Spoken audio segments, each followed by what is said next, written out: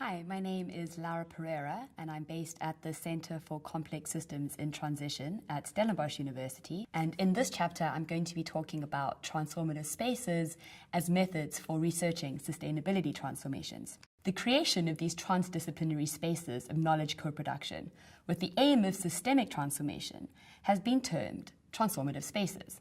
And in this lecture, I'm going to be exploring one specific example of a transformative space, a transformation lab, or a T-Lab. So once again, we can ask, what is a T-Lab? Well, it's based on the Social Innovation Lab Guide that's been designed by Francis Wesley and Sam Laban, where they define labs in the social sector, as opposed to those in the scientific sector or laboratories, as a highly designed and expert-facilitated process clearly intended to support multi-stakeholder groups in addressing a complex social problem. It's not just about stakeholder engagement, but is an intentional intervention in the system that requires a deeply planned process. For example, who's going to be there, what is the question we're going to engage with, whilst also allowing for emergence and the unexpected to occur. T-Labs are relatively new methodological interventions with an emerging definition, but in essence, they are safe enough spaces where diverse groups of people working on a specific complex and systemic challenge are brought together to see the system differently,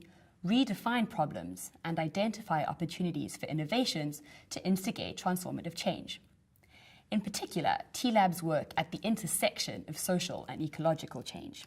So the T-Lab that we held in South Africa was looking at the potential of building an alternative food system in the Western Cape province in South Africa.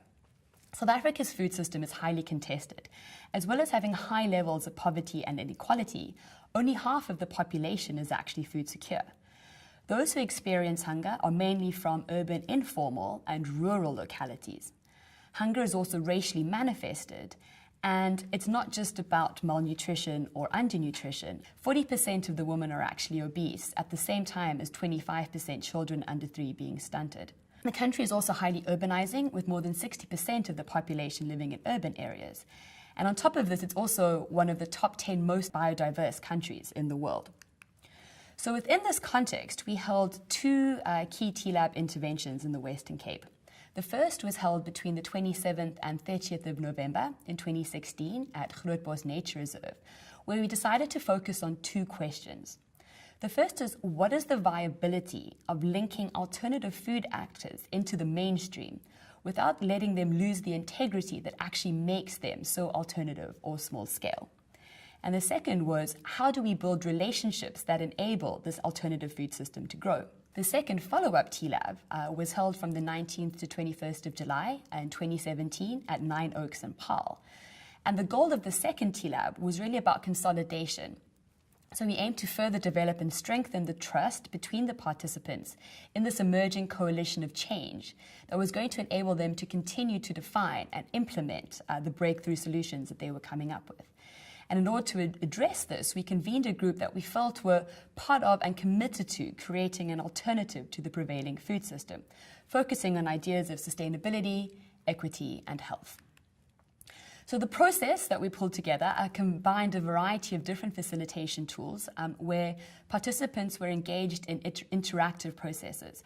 There were a diversity of actors that we brought into the space around this alternative food system, and they included chefs. There's also an organization called Ikaya Garden that is growing indigenous foods in the local township of Khayelitsha. We had some journalists that are interested in working in the food, some academics and other practitioners involved in organic farming and produce, as well as some chefs from high-end restaurants, and also those that had been working in more informal township settlements. So there were a lot of different voices that were brought into a space to talk about the challenge of developing an alternative food system in the Western Cape. The outcomes of the workshops or the T-Labs resulted in new alliances that were formed and sort of a strengthening of networks that were built. There were demonstrable examples of this articulated by the participants themselves, but also showcased through subsequent collaborations, and a search for funding opportunities also came out of this. The networks between these different food actors was definitely strengthened, and some suggestions around putting together a potential food charter for the region was mooted and is being taken forward now. So it is important to note that while the strength and network between these alternative food system actors has potential, it's also very much dependent on the participants themselves taking the initiative to actually drive the process further. And that building trust and leadership during the process is absolutely key, because otherwise people have no incentive to sort of take this ownership and to actually honor the commitments that they put forward at the end of the lab process. We learned a lot during the creation and the facilitation of both of these T-Labs.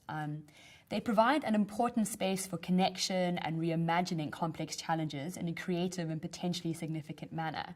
But there's still a lot to be learnt about designing these transformative spaces within a global South context. And in particular, local skilled and context-sensitive facilitation is critical. The process also needs to be really flexible and to incorporate participant needs and feedback. It's also imperative that the process is practical and not sort of overly designed, and it should be focused on group activities and sharing of experiences and knowledge, as there can often be quite a disconnect between the T-Lab space and the real world out there that everyone needs to go back to. It's also really necessary to be ready to deal with tensions and emotional interactions and conflict as they emerge in this space. And we must be careful to note that T-Labs are not a panacea. Most social ecological challenges are actually just too complex to be addressed by just one tool, but they're one important intervention that can be made. So just to recap, the 4 principles that are essential to a T-Lab. 1, the challenge being addressed by the group must be complex and preferably social ecological in nature. 2, the convened group should be diverse. Exactly how diverse is still up for debate. 3, there should be an action-oriented outcome to the process that leaves participants energized to drive change. And 4, there should be a potential opening up of an opportunity context for the T-Lab innovations actually to take effect. So what is the relevance of transformative spaces to transforming development practice? Development is not a mere measurement of GDP or a singular humanitarian intervention, but it's an ongoing process of systemic transformation to meet the needs of the world's diverse populations within the Earth's natural limits. As such, it is vital to develop less top-down interventions and to create processes that directly involve the people being affected by change. T-Labs are an example of one methodological approach that can be employed to unpack options to enable transformative change towards sustainability. But there are also caveats. The same tools, methods, and processes developed in Western contexts will not necessarily work successfully in the diversity of global South contexts. New approaches need to be designed and locally adapted. It is critical to test and develop T-Lab methods with local people in specific contexts. There is no cookie-cutter approach to transformation, and each challenge and system context will require different tools to facilitate change. When designing T-Lab processes, it's appreciating local nuance is absolutely fundamental. And so in conclusion, transformative spaces are definitely a work in process. We're unsure exactly where they're going to go.